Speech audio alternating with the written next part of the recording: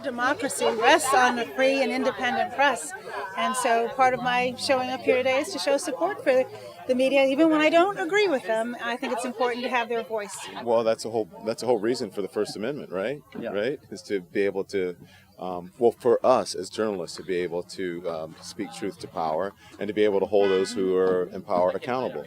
And I think it's more than ever now because I think it's, we have people in our government who are saying that, who are calling the press enemies of America. And that's not cool. To the critics who call us fake news and all that stuff, I say, what kind of country do you want to live in where you can't ask the president a hard question, where you can't, mix it up with the White House press secretary in the briefing room? You go to those countries where they don't have a strong free press, not exactly the best quality of life, not the happiest people in the world. And so we have to, hold on to those values that have brought us to this point in our history. We listened most closely to the people with whom we disagreed, just to make sure that we thought through our decisions as fully and as robustly as possible. So yeah, I believe that we should listen to all ideas and then make an informed judgment. This is search for truth, but more important, it is a quest for information and knowledge. It's incumbent upon us to empower our viewers and the American people with knowledge. We want to have an informed electorate, and that's what we're there for. During the campaign, he called us the disgusting news media, the dishonest news media. During his news conference at the Trump Tower, transition offices, he referred to me as fake news. We can't let one fake news comment put us back on our heels. We have to aggressively push back against that kind of talk. And any threat to our First Amendment rights and freedom of the press.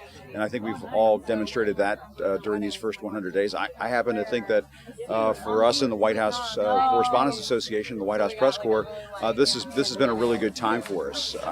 Just about everybody in that briefing room has asked really hard questions of Sean Spicer. And when we have news conferences with the president, we're asking tough questions of the president. Yeah. And, that is totally appropriate. And, I go to a coffee shop or I'm out at a restaurant or making my way through the airport, people randomly come up to me and say, "Hey, thank you for what you're doing."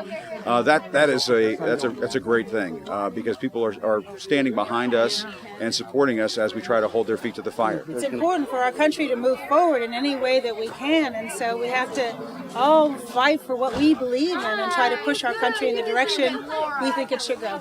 I think a lot of it, frankly, is just talk, and I think it's cyclical, and things fall sort of in and out of fashion politically, and I don't think the arts are going anywhere. I mean, this is what did Winston Churchill say? He said, "We're not fighting for the arts. What are we fighting for?" Something along those lines. So it's not going anywhere. I think everything's going to be fine.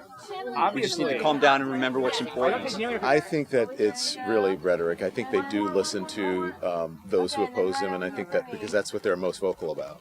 And so I don't, I'm not buying that it's, they don't listen to us. I think they do, and I think the president watches a lot of cable news. I think he watches me, and hello, Mr. President, thanks for watching. And hello, White House, thanks for watching as well.